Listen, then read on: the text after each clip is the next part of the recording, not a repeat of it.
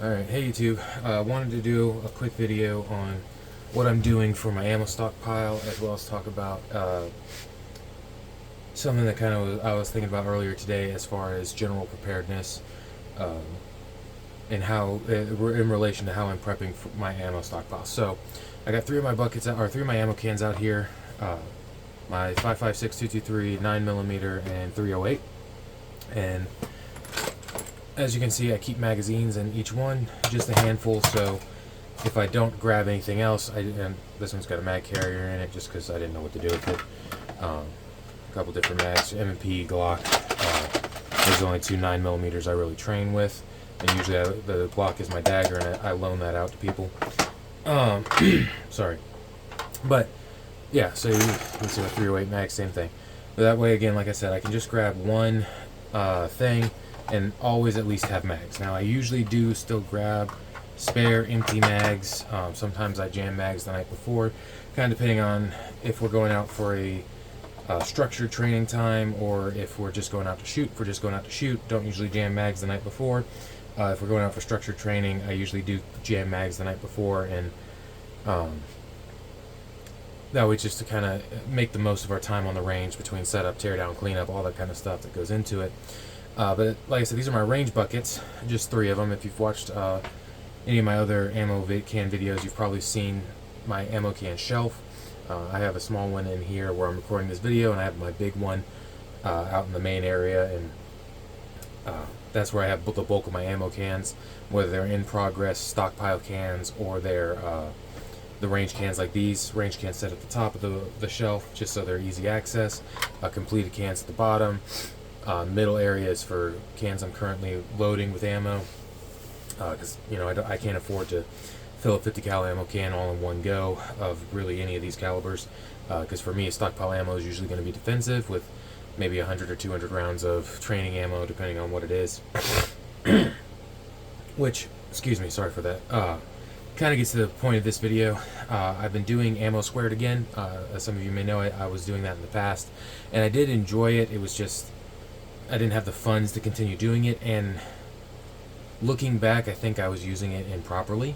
One of the reasons I say that is because I was focused more on defensive ammo for all three of these calibers, and I think maybe one other.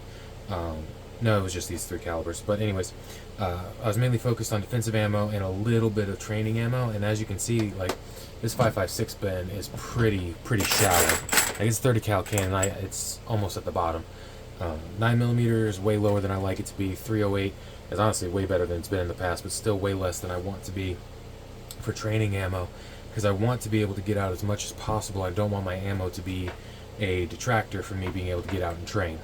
There's so many other things going on in my life right now that make getting out and training live fire a lot harder than it used to be, so I'm trying to streamline that process. So what I've done with my ammo square this time is I focused on training ammo. I still have defensive ammo on there for all three of these calibers, but the main focus is stocking the training ammo so I can get out, run the guns, and practice. And as I get new guns, always have ammo to function check, all that kind of good stuff, right? And I wanted to talk about this in the way of logistics and preparedness in general, because one of the things I was thinking about was like, man, it'd be kind of nice if I could do the same thing with like emergency water and food. And what I mean by that is like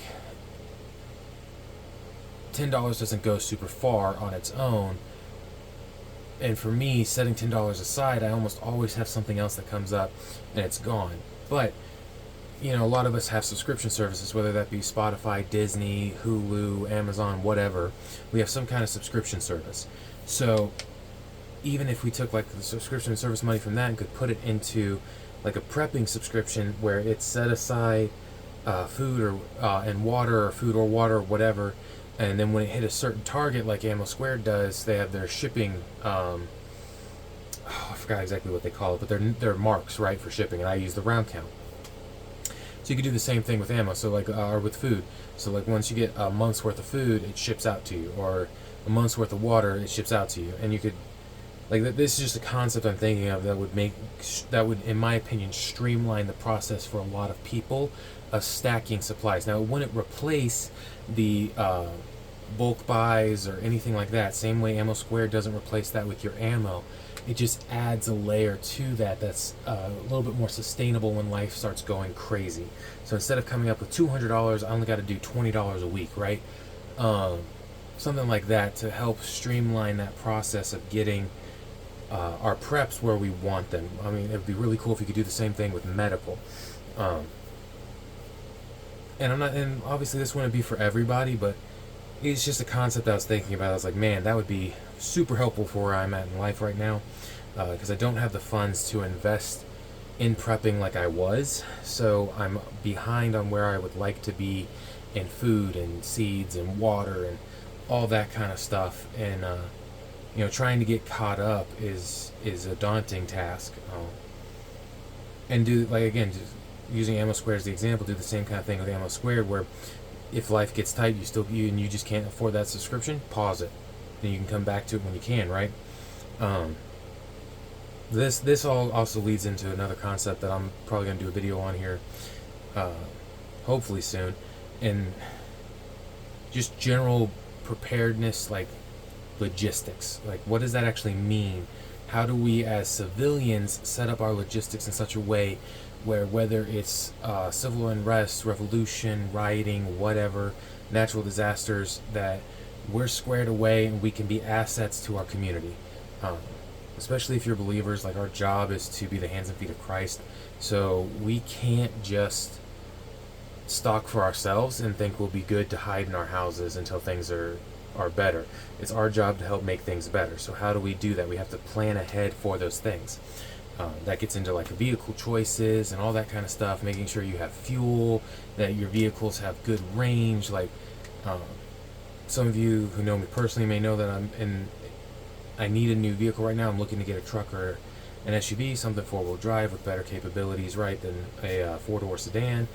And one of the things I'm looking at is, like, adding extended range to the vehicle in the form of auxiliary fuel tank, or an upgraded larger fuel tank than the OEM one, right? And all of this is going back to, like, to my concept of the logistics. All of this stuff is awesome, but if I can't get the ammo where it needs to go, or if I can't get food where it needs to go, it's useless, and I'm useless. So making sure that my logistics are to a point where I can sustain life is super important, and I think it's something that we as people tend to overlook, because right now the logistics and supply chain are so simple and so taken care of for us. And I know there's some people on here that's your job. You work in logistics, you make sure that those trucks are where they need to be and all that kind of stuff, and we appreciate y'all for making our lives easier, making this stuff possible, right? But it's something that we as men, as people, need to be thinking about, is how do I continue this when times are bad, right? I was watching a Bear Independent video, and he was talking about how his truck's diesel and his tractors are diesel, and his, like, all this stuff is diesel, right? So he can stockpile one fuel. For the most part, he has a little bit of gasoline for some other stuff that he was mentioning, but for the most part, it's all diesel. And, diesel's an amazing fuel, and one of the things that he brought up is where he's at, humidity in stored fuels becomes a problem because of condensation. And I live in North Carolina, and if you've ever been here, we are humid. Like 80-90% humidity is pretty normal around here, and it sucks. But that's something I didn't think about when I was starting down the road of looking for fuel and things like that.